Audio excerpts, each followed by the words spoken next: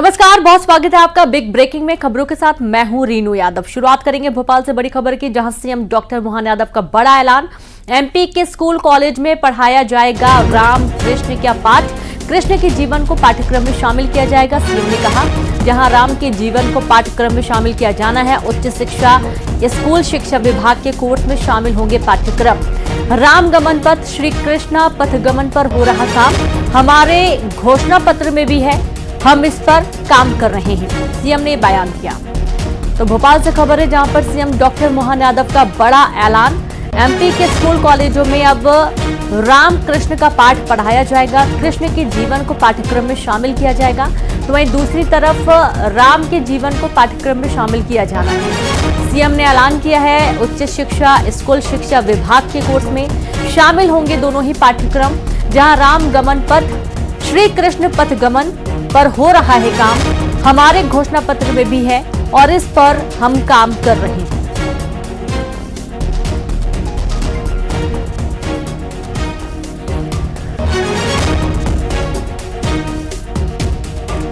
तो अब राम जाप और कृष्ण का नाम, ये दोनों ही जो पाठ्यक्रम हैं, ये स्कूल और कॉलेजों में अब आपको पढ़ने को मिलेंगे। और जैसा कि आपको मालूम है कि छोटी छोटी कहानियां होती हैं, बचपन से ही बच्चों से पढ़ते हैं। और सीएम डॉक्टर मोहन यादव ने ये बड़ा ऐलान किया है। भोपाल से बड़ी खबर है, जहां एमपी के स्कूल कॉलेजों में अब राम कृष्ण के पाठ पढ़ाए जाएंगे।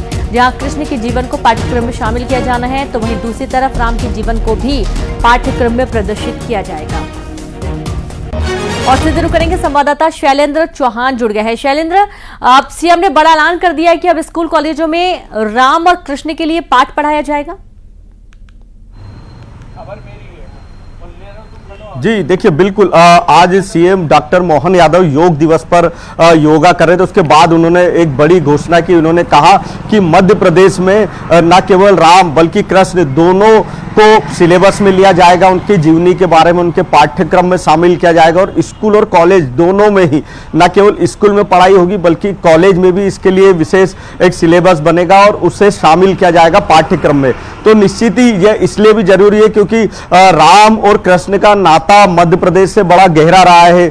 यहाँ पर राम वन गमन पथ को लेकर मध्य प्रदेश सरकार लंबे समय से काम कर रही है और उस पर एक बड़ा प्रोजेक्ट भी चल रहा है, जो जहां से भगवान श्री राम गुजरे थे उस जगह को डेवलप किया जा रहा है, पर्यटन के रूप में विकसित किया जा रहा है। वहां लोग भी जा सके, वो वनवास के समय जहां से गुजरे थे उन सारे सड़कों को भी डेवलप कर रही है मध्य प्रदेश सरकार। उसी तरह कृष्ण का भी गहरा नाता है। यहाँ पर उज्जैन हो या सांदीपनि आश्रम में वो पढ़े थे और कृष्ण भी जहां जहां मध्य प्रदेश में रहे, तो दोनों ही जगह को बड़े स्तर पर विकसित किया जाएगा। और जो आने वाली पीढ़ी है वो दोनों राम कहां से गुजरे थे, श्री कृष्ण कहां रुके थे, कहां से गुजरे थे, वो गमन पथ तैयार किए जा रहे थे। एक बड़ा प्रोजेक्ट है, बड़ी घोषणा की है सीएम ने और इस पर जल्दी काम शुरू होगा, साथ ही सिलेबस में भी शामिल होगा। तो दोनों चीजों पर साथ साथ काम चलेगा और सिलेबस में आने के बाद उसका जो पूरा पाठ्यक्रम होगा वो बच्चे पढ़ सकेंगे, स्कूल हो या कॉलेज, उसमें एक बकायदा सत्र भी होगा। तो उसकी पूरी तैयारी शुरू हो जाएगी। उच्च शिक्षा विभाग को निर्देश भी दिए रोकना चाहेंगे आपको और एक बार सुना भी देते हैं कि इस दौरान सीएम ने क्या कुछ कहा है।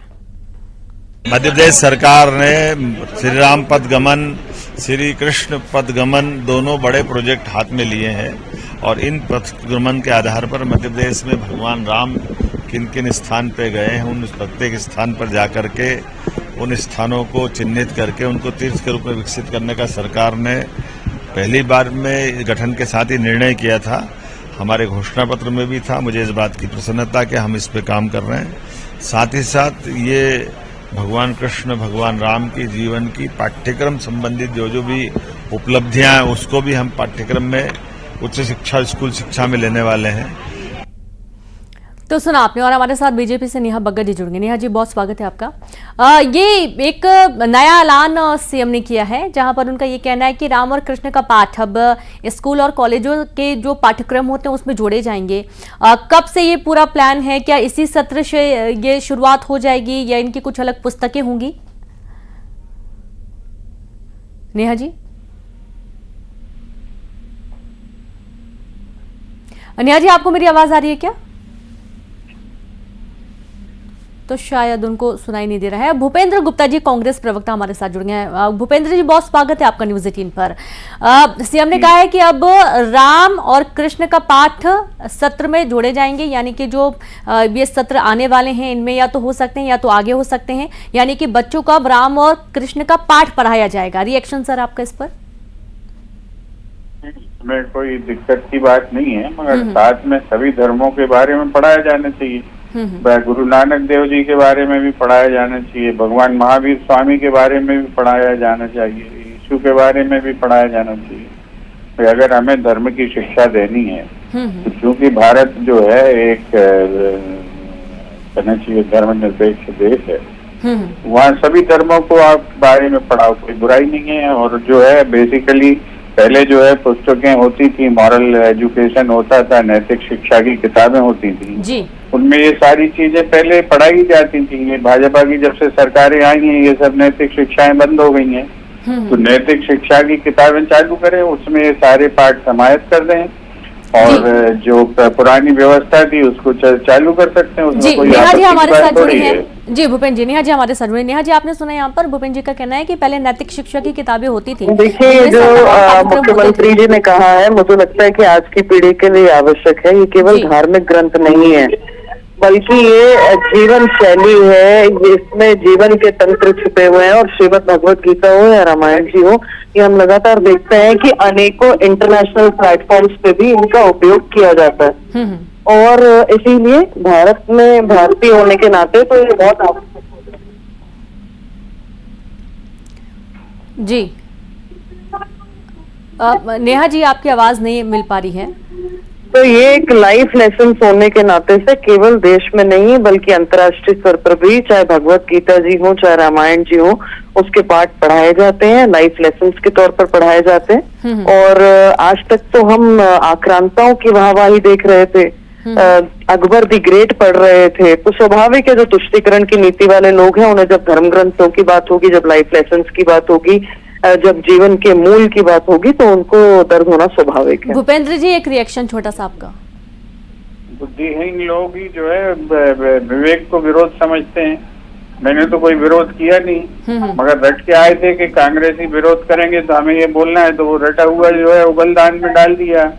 मैंने तो ये कहा कि नैतिक शिक्षा में की एक किताब बनानी चाहिए, उसमें ये सारे पार्ट इंक्लूड करना चाहिए। और गुरु नानक देव जी के बारे में भी और महावीर स्वामी की शिक्षाओं के बारे में भी और सभी देवताओं की शिक्षाओं के बारे में पढ़ाया जाना चाहिए। तो मैंने कौन सा विरोध किया, मगर रट के आई थी वहाँ घर से कि कांग्रेसी विरोध करेगा तो अपन को ये बोलना है। मैं रट के नहीं आई हूँ, मैं ये बता रही हूँ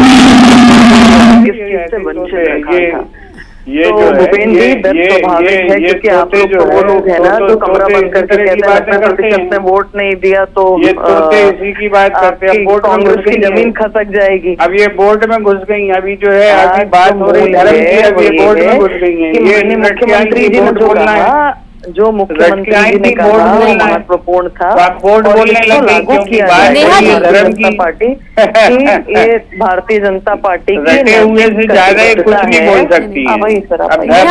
भूपेंद्र जी, प्लीज एक सवाल कर लेने दीजिए, प्लीज मुझे एक सवाल कर लेने दीजिए, प्लीज प्लीज। नेहा जी, क्योंकि भारत एक धर्मनिरपेक्ष राज्य है और सभी धर्मों का समावेश अपने भारत देश में होता है, तो इसके अलावा और भी जो बाकी ग्रंथ हैं, जो बाकी जो महापुरुष रहे हैं हमारे देश में, क्या उनके बारे में भी शुरुआत होगी एक बार फिर से?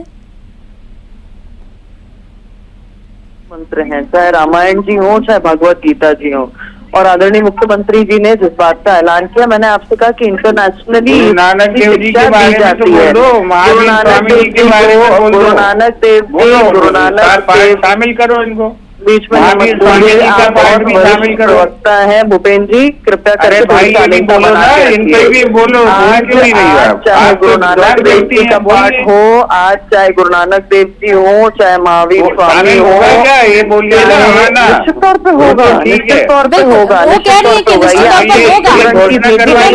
अब प्लीज, शुक्रिया आप दोनों का हमसे जुड़ने के लिए, अपना पक्ष रखने के लिए। तो जाहिर सी बात है कि अनेकता में एकता ही भारत की बहुत बड़ी विशेषता है और उसमें जितने भी महापुरुष हैं सभी ने बहुत अच्छे संदेश देश को आगे बढ़ाने के लिए दिए हैं, समाज में एकता बनाए रखने का संदेश दिया है। तो जाहिर सी बात है कि अगर बच्चे ने बचपन से ही पढ़ेंगे तो उन्हें एक अच्छी सीख समाज में आगे बढ़ने के लिए और आने वाली भावी पीढ़ियों के लिए रहेगा। और चलिए अब आगे बढ़ेंगे, जहां पर 10वें अंतर्राष्ट्रीय योग दिवस पर देश भर में कई कार्यक्रम हुए। हरिद्वार में बाबा रामदेव ने योग किया और लोगों को अलग अलग आसनों की जानकारी दी है। और आसनों की जानकारी देते हुए न्यूज 18 से खास बातचीत में योग गुरु रामदेव ने क्या कुछ कहा है वो भी सुनिए।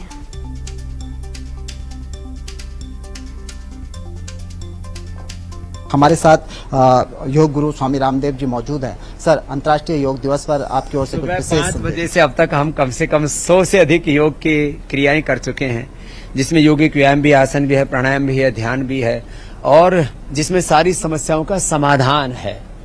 खाली योग एक एक्सरसाइज नहीं है, खाली योग एक शारीरिक क्रिया भर नहीं है, वो एक ऐसी प्रक्रिया है जिससे अपने जीवन का पूरा रूपांतरण होता है। मैं कहता हूँ complete transformation, complete balance, complete rejuvenation, complete अपने भीतर एक चेंज आता है।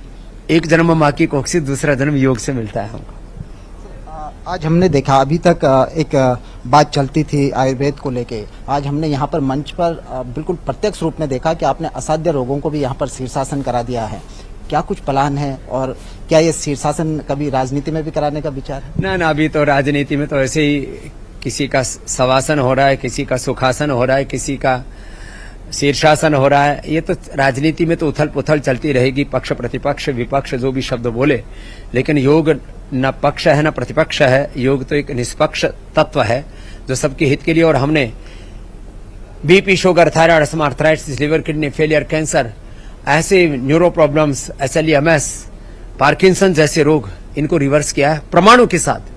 और मैं सारे संसार से कहना चाहता हूं, जो पूरे संसार का साइंटिफिक वर्ल्ड, पूरे संसार का मेडिकल सिस्टम नहीं कर पाया, वो काम सनातन योग विद्या से एक सन्यासी ने करके दिखाया है। इसके प्रमाणों को देखें और इसका अनुसरण करें। लाखों करोड़ रुपए हम बर्बाद कर देते हैं, यहां तक कि उन सब में हमारा जीवन भी तबाह हो जाता है। योग से जीवन बदल रहा है और बदलेगा, इसके अलावा कोई रास्ता भी नहीं है। एक समय में योग को एक धर्म विशेष से जोड़ा जाता था, एक समुदाय विशेष के लोग इससे दूरी बनाते थे। आज आपने इसको अंतर्राष्ट्रीय फलक पे तो पहुंचाया ही। आपके मंच पे आज हमने देखा कि यहाँ पर मुस्लिम भी थे। ये तो हजारों मुस्लिम आना चाहते थे, हमने उनको कहा भाई इस बार जगह कम है, थोड़े आओ। प्रतीकात्मक रूप से मुस्लिम से आए, बालक बालिकाएं। मैं सबसे एक ही बात कहूंगा, मजहब की दीवारें, जातियों के भेदभाव, ये राजनीतिक दीवारें अब सारी टूट गई हैं। योग एक विज्ञान है, उसमें हमारी समस्याओं का समाधान है, वो सार्वभौमिक है, वैज्ञानिक है, सर्वहितकारी, सबके मंगल के लिए। तो हम योग के साथ इन बंदिशों को ना जोड़ें।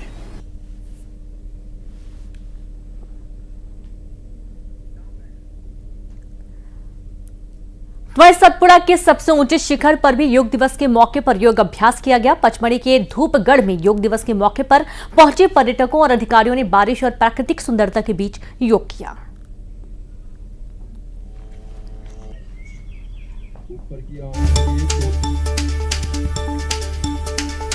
देखिए, सतपुड़ा के सबसे ऊंचे शिखर पर योग करते हुए आपको नजर आए और अधिकारियों और सैलानियों ने मिलकर यहां पर योग किया। आज अंतर्राष्ट्रीय योग दिवस के खास मौके पर आप कहीं भी रहें, योग जरूर करें और आप इसे दिनचर्या में उतारें। आप सुबह सुबह योग करें, शारीरिक और मानसिक रूप से भी स्वस्थ रहें। पचमढ़ी की छोटी धूपगढ़ पर यह खूबसूरत नजारा देखने को मिला, जहां हर वर्ग यहां पर आपको नजर आएगा, चाहे बुजुर्ग हो, चाहे युवा हो, महिलाएं, पुरुष, सभी योग करते हुए नजर आए।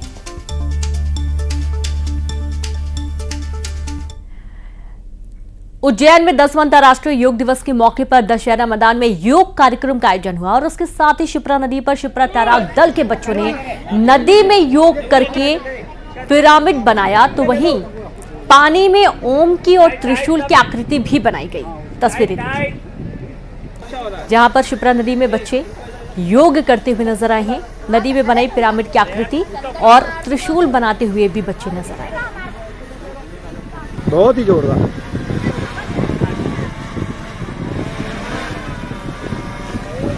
पटवा फोटो कर लेना।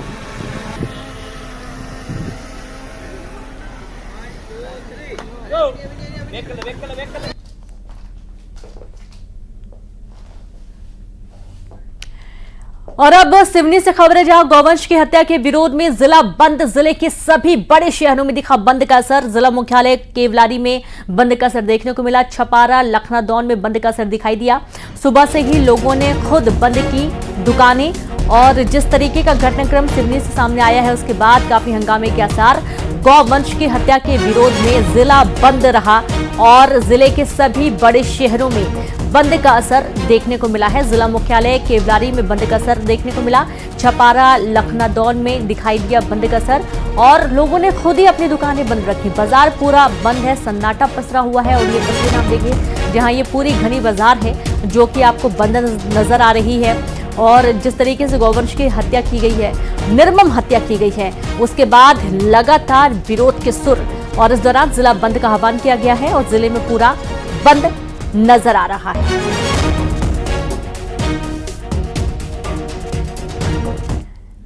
खबर इंदौर से है, जहां अवैध हॉस्टल पर चला बुलडोजर। नगर निगम जिला प्रशासन का एक्शन, जहां ग्रीन बेल्ट पर बना हॉस्टल को तोड़ दिया गया। कलेक्टर के निर्देश पर यह कार्रवाई हुई है। सर्वानंद नगर का ये पूरा मामला है, और देखिए आप यहां पर, जहां ये पूरा हॉस्टल तोड़ा जा रहा है। और सिर्फ ये एक हॉस्टल नहीं है, बल्कि ऐसे न जाने कितने दर्जनों ऐसे हॉस्टल हैं जो कि अवैध तरीके से बने हैं, और उन पर निगम की कार्रवाई की तैयारी हो रही है। पेपर्स तैयार हैं और उन्हें भी तोड़ा जाना है। प्रशासन के ग्रीन बेल्ट पर यह हॉस्टल बना दिया गया था, और चौंकाने वाली बात यह है कि इसके बगल में जो हॉस्टल है उसे भी तोड़ दिया गया था, लेकिन 4 साल बाद एक बार फिर उसे बना दिया गया। यानी कि जरा सा भी खौफ नहीं है। कानूनी जो प्रक्रिया होती है और कानूनी जो कार्रवाई होती है, उसके बाद एक बार फिर जो अतिक्रमण होता है वो कर लिया जाता है। अब बड़ा सवाल ये है कि आखिरकार ये अतिक्रमण करना कैसे संभव हो पाता है। लगातार कार्रवाई जारी है। जशपुर में मनचले की पिटाई का वीडियो सामने आया। 2 बहनों ने मनचले युवक की चप्पलों से पिटाई कर दी। आरोपी दोनों बहनों से छेड़खानी की कोशिश कर रहा था। आरोपी के घर पहुंचकर दोनों बहनों ने पिटाई कर दी। मनचले की पिटाई का वीडियो भी सामने आया है, और ये देखिए वीडियो। ये युवक है जो कि लगातार इन दोनों बहनों को परेशान कर रहा था, छेड़खानी की घटनाओं को अंजाम दे रहा था। और जब ये लड़कियां बहुत ज्यादा परेशान हो गई तो आरोपी के घर पहुंचकर उसे पकड़कर पूरे मोहल्ले वालों के सामने चप्पलों से उसकी दनादन पिटाई कर दी गई। संवाददाता दीपक जुड़ गए हैं। दीपक, अब कब से युवक इन्हें परेशान कर रहा था? लड़कियां इतनी नाराज हैं कि घर पहुंचकर ही चप्पलों से पिटाई कर दी गई। जी रीनू, मैं आपको बताऊं कि सन्ना थाना क्षेत्र का ये पूरा मामला है, और ये दोनों लड़कियां सन्ना थाना क्षेत्र की रहने वाली हैं। दोनों सगी बहनें हैं, और जब भी ये घर से निकलती थी तो गांव का ही एक मनचला युवक है, इन दोनों को परेशान किया करता था। शराब के नशे में अक्सर इन दोनों से छेड़छाड़ करता था, जिससे दोनों जो सगी बहनें हैं वो परेशान हो चुकी थी। और इसके बाद जो है इन दोनों ने उस मनचले को सबक सिखाने की ठानी, और उसके घर पहुंचकर जो है आज सुबह उसको घर से निकाला। उसके बाद घर से निकालकर उसकी जमकर पिटाई की। इसके बाद इस युवक ने सबके सामने माफी मांगी कि आज के बाद वो इनको परेशान नहीं करेगा। फिलहाल ये मामला पुलिस तक नहीं पहुंचा है, और इस मामले को लेकर जो है स्थानीय लोग जो है वो अब युवक के खिलाफ कार्रवाई की मांग कर रहे हैं, क्योंकि जिस तरीके से लड़का जो है पिछले कई दिनों से इनको परेशान कर रहा था, और आज उसने माफी मांगी है। लेकिन अब क्या बाजार में घूमने वाली लड़कियां तब भी सुरक्षित नहीं है, ये जो पीड़ित है उनका कहना है। तो देखना होगा कि अब पुलिस इस मामले में क्या कार्रवाई करती है। फिलहाल युवक ने माफी मांगी है, उसकी जमकर पिटाई हुई है। बिल्कुल, बहुत शुक्रिया आपका दीपक जानकारी के लिए।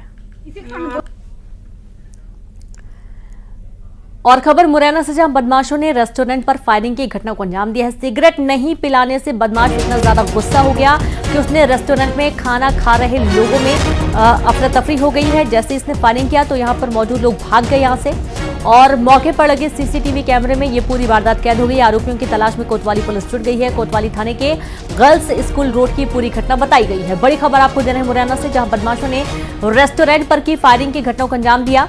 सिगरेट नहीं पिलाने पर फायरिंग की गई। रेस्टोरेंट में खाना खा रहे लोगों में भगदड़ मच गई। मौके पर लगे सीसीटीवी कैमरे में ये पूरी वारदात कैद हो गई।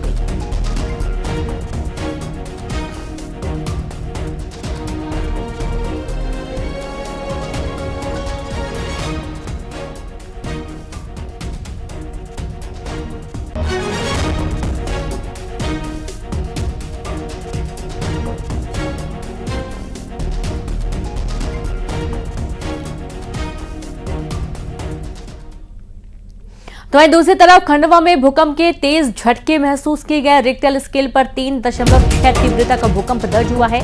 10 किलोमीटर गहराई पर था भूकंप का सेंटर। भूकंप के झटके से डरकर घरों से बाहर भागे लोग। भूकंप के झटकों की जांच में जुटा प्रशासन। पहले भी पंधाना में दर्ज हुई है भूगर्भीय हलचल।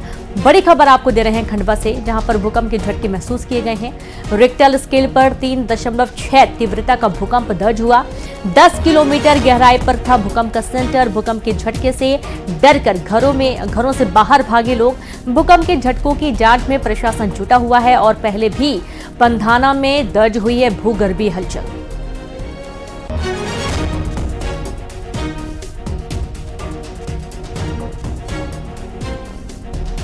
मैं अभी सुबह चाय पीने के लिए हम उठे, चाय पी रहे थे, बिस्तर पे बैठे थे तो पूरा बिल्डिंग ऐसा लगा कि पूरी बिल्डिंग हिल रही हो। मैं जैसे ही बाहर भागते हुए आया, मैंने देखा आस पड़ोस की बिल्डिंग है, मुझे कुछ तो नहीं हुआ। मैंने बाहर निकल के देखा तो मेरी बिल्डिंग में दरारें पड़ गई थी पूरी बिल्डिंग में। इंदौर एयरपोर्ट को बम से उड़ाने की मिली धमकी। एयरपोर्ट डायरेक्टर के मेल पर बम से उड़ाने की धमकी मिली। एयरपोर्ट सुरक्षा अधिकारी ने थाने में दी सूचना। बीडीएस और डॉग स्क्वाड की टीम ने जांच की। जांच में कोई भी संदिग्ध सामान फिलहाल नहीं मिला। पिछले 3 महीने में 3 बार मिल चुकी है धमकी। एरोड्रम पुलिस ने मामला दर्ज कर लिया है। बड़ी खबर आपको दे रहे हैं इंदौर से, जहां एयरपोर्ट को बम से उड़ाने की धमकी मिली और जब जांच की गई, डॉग स्क्वाड की टीम मौके पर पहुंची तो यहां पर ऐसा कोई भी संदिग्ध सामान नहीं पाया गया है। 3 महीने में तीसरी बार इस तरीके की साइबर धमकी दी गई है, जहां पर मेल करके इंदौर एयरपोर्ट को बम से उड़ाने की धमकी का ये तीसरा मामला है और तीसरी बार 3 महीने में धमकी मिल चुकी है। और इसी के साथ खबरों में फिलहाल इतना ही। नमस्कार।